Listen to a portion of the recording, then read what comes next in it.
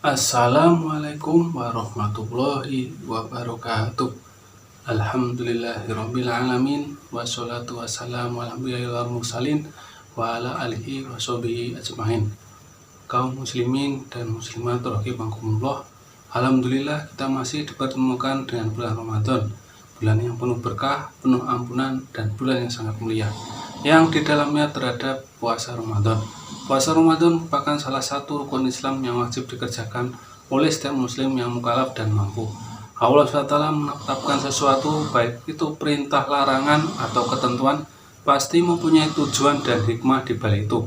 Demikian halnya puasa Ramadan diwajibkan pada setiap muslim mempunyai tujuan agar supaya menjadi manusia yang beriman dan bertakwa dan senantiasa menaati perintah dan menjauhi larangannya.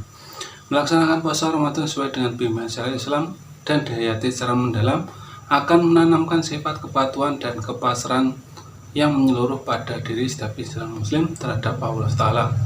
Sikap takwa kepada Allah merupakan kumpulan segenap kebaikan dan dasar segala keutamaan dalam kehidupan.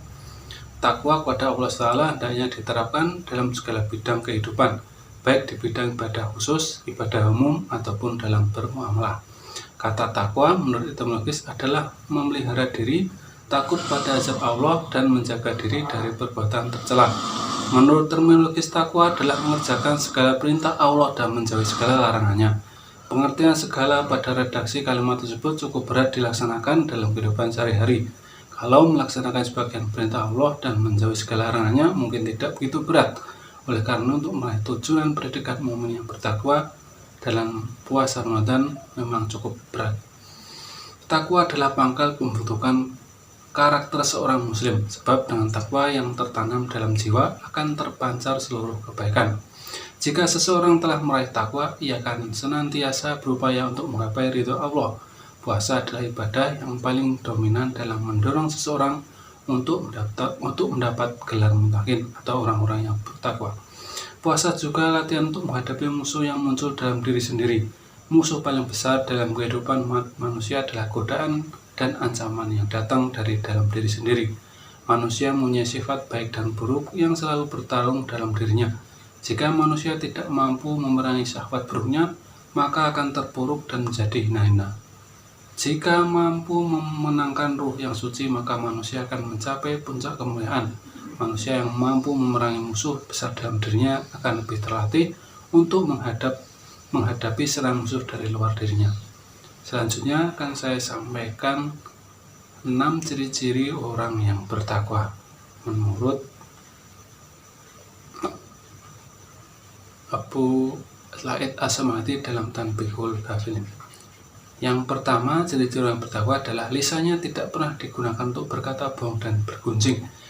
Lisannya fokus untuk zikir, baca Al-Quran, diskusi ilmu, dan hal baik lainnya. Yang kedua, tidak masuk ke dalam perutnya kecuali makanan yang halal dan baik, dan meskipun makanan halal mereka mengonsumsinya secukupnya dan tidak berlebihan. Yang ketiga, tangannya tidak digunakan untuk yang diharamkan. Yang keempat, kaki dan langkahnya digunakan untuk sesuatu yang baik dan bukan untuk maksiat. Yang kelima, hatinya tidak dipenuhi rasa kebencian dan pemusuhan. Yang keenam, taat kepada Allah dengan penuh keikhlasan dan tidak takut kepada Allah karena untuk riya dan ingin dilihat orang lain. Kaum muslimin dan muslimat rahimakumullah, demikian tadi ciri-ciri orang yang bertakwa. Berikutnya kita akan menyaksikan bersama-sama kisah Ashabul Kahfi, kisah tentang 7 pemuda yang beriman dan bertakwa pada zaman dahulu kala. Semoga dengan menyaksikan kisah ini kita bisa mengambil contoh teladan baik yang bisa kita contoh dalam kehidupan sehari-hari. Selamat menyaksikan.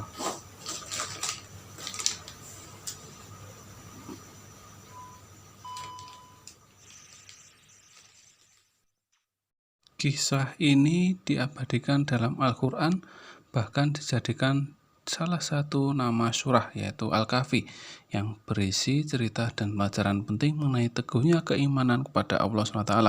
Dalam uraian kisah teladan Ashabul Kahfi yang diterbitkan Kementerian Agama Republik Indonesia, dijelaskan bahwa Ashabul Kahfi adalah pemuda beriman yang hidup di pemerintahan Raja Zalim, yaitu Raja Dihyanus di Apesus Romawi. Pada masa itu, keyakinan yang dianut raja dan rakyat di bawah pemerintahnya adalah ajaran menyembah berhala. Suatu ketika sang raja mendengar bahwa ada 7 pemuda yang tidak mengikuti ajarannya. Mengetahui hal tersebut, ia marah dan memanggil sekelompok pemuda tersebut. Ketika dihadapkan kepada Raja Dicyanus, mereka diminta untuk menanggalkan keimanan dan ketakwaan pada Allah Ta'ala, mengganti keyakinan mereka untuk turut menyembah berhala. Akan tetapi semuanya menolak dan lantang dan kabur meninggalkan kota Efesus. Mereka mohon perlindungan kepada Allah SWT.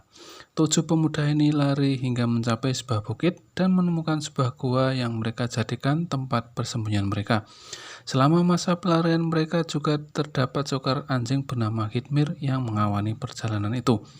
Atas izin Allah SWT, 7 pemuda dan seekor anjing ini tertidur selama 309 tahun dalam gua itu. Setelah 3 abad terlelap, mereka terbangun lagi ketika Raja Zalim Dicyanus sudah wafat dan kota Efesus dipimpin oleh raja yang beriman dan bertakwa pada Allah SWT. Ketika mereka terbangun, tak seorang pun dari mereka yang menyadari bahwa sudah tertidur dalam waktu yang sangat lama. Mereka tersadar setelah tidur dalam waktu yang lama ketika sebagian dari mereka sedang berbelanja di pasar untuk membeli beberapa bahan makanan. Dan ketika akan membayar, para pedagang ternyata terheran-heran karena mereka membayar dengan uang yang tidak laku pada masa itu. Ya, setelah melihat keanehan tersebut, para pedagang di pasar melaporkan kepada para prajurit dan prajurit pun melapor kepada raja. Pada saat itu, raja yang sedang memerintah adalah seorang raja yang beriman dan bertakwa. Ya. Selanjutnya, pemuda tadi yang setelah berbelanja di pasar kembali ke gua dan menceritakan keanehan kepada teman-teman yang lain. Akhirnya mereka sadar bahwa mereka sudah tertidur sangat lama. Ya, lantas ketika mengetahui bahwa mereka sudah mengalami keanehan sebagai bukti kebenaran Allah SWT, mereka berdoa, "Ya Allah, dengan kebenaran yang telah Kau perlihatkan pada kami tentang keanehan yang kami alami sekarang ini, cabutlah kembali nyawa kami tanpa sepengetahuan orang lain." Allah SWT mengabulkan doa mereka dan mencabut nyawa ke-7 pemuda tersebut. Ya.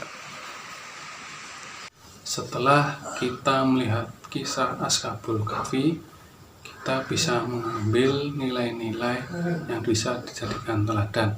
Ada 3 nilai yang bisa kita jadikan teladan dalam kehidupan sehari-hari. Yang pertama adalah nilai akidah. Dalam kisah Ashabul Kahfi menjelaskan bahwa iman dan akidah merupakan hal penting yang harus diperjuangkan.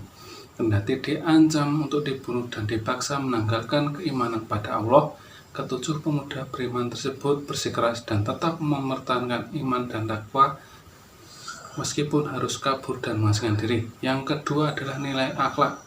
Terdapat 11 nilai akhlak yang bisa dipetik, misalnya kejujuran, konsistensi atau istiqomah, tawakal, ikhtiar, dan lain sebagainya.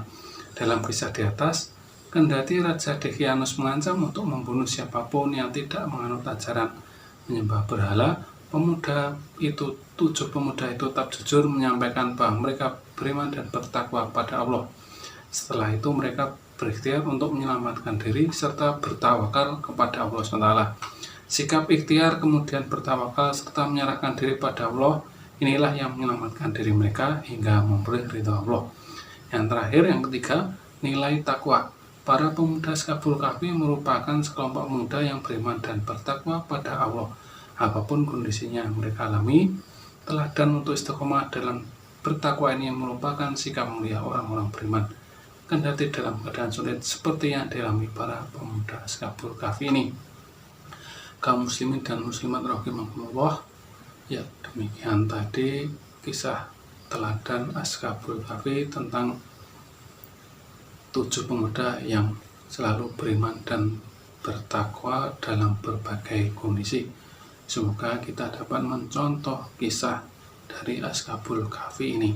Demikian yang dapat saya sampaikan, kurang lebihnya mohon maaf yang sebenar-benarnya, karena segala tempat kesalahan dan kekurangan adalah manusia dan kesempurnaan hanya milik Allah SWT. Demikian yang dapat saya sampaikan. Wassalamualaikum warahmatullahi wabarakatuh.